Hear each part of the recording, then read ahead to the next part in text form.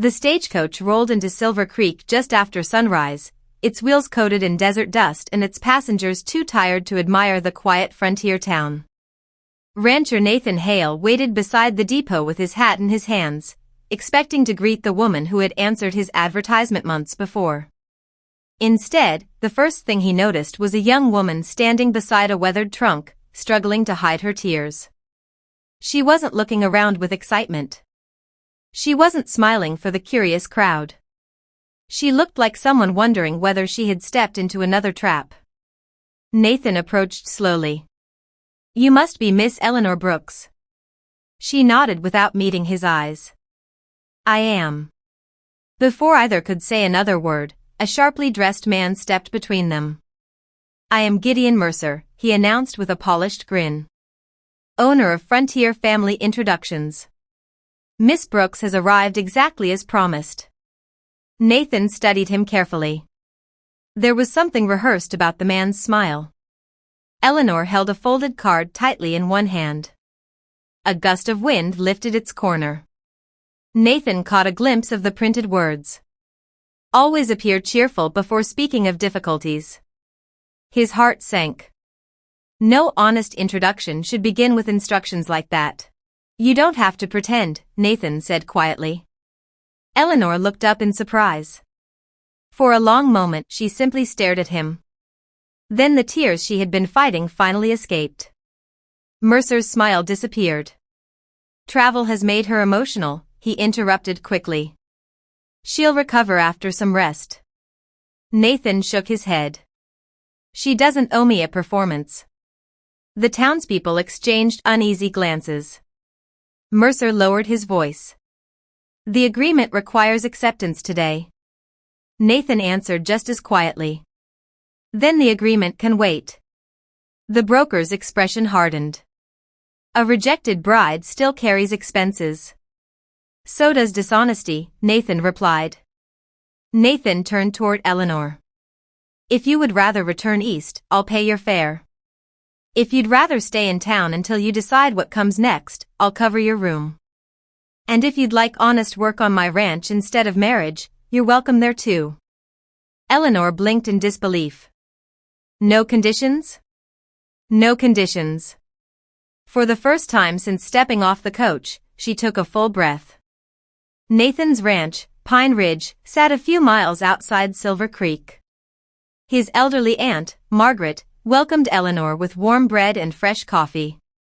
"This house has only 3 rules," Margaret smiled. "Everyone earns honest wages. Every bedroom belongs to the person sleeping in it. And nobody tells another person when they're allowed to smile." A tiny laugh escaped Eleanor. It sounded unfamiliar, as though she hadn't heard it from herself in years. That afternoon she repaired worn saddle blankets while Nathan worked with a young horse in the corral. Neither tried forcing conversation. By evening the silence felt comfortable instead of awkward.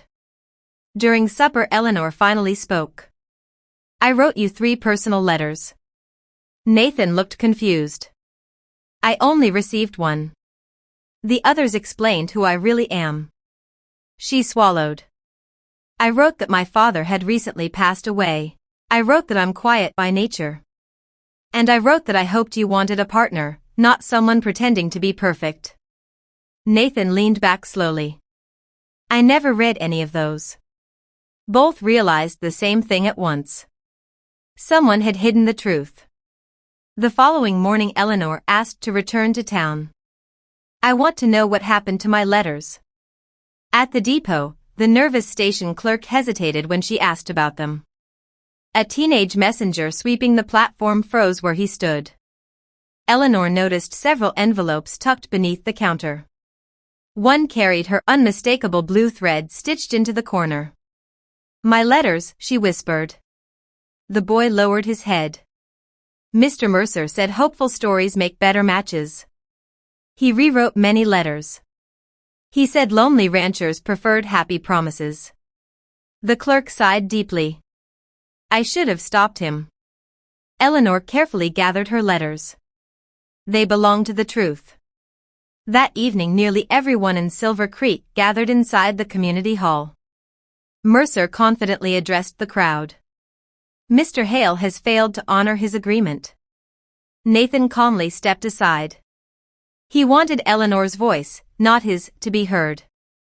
She walked to the front carrying her 3 letters. My name is Eleanor Brooks. I crossed half a country believing honesty still mattered. She held up the first letter. This is what I actually wrote. I'm staying because this finally feels like home. Nathan smiled. Then perhaps. He paused.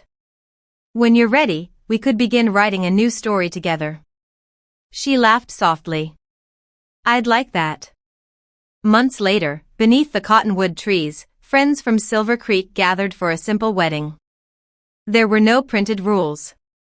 No forced smiles. No hidden letters. Only 2 honest people making honest promises.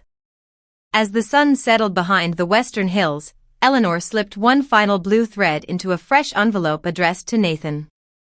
Inside she wrote, "The greatest journey wasn't crossing the frontier. It was finding someone who welcomed the truth before expecting a smile. And that made all the difference." If you enjoyed this heartwarming Wild West romance, don't forget to like, share, and subscribe for more original frontier stories filled with courage, hope, and unforgettable adventures.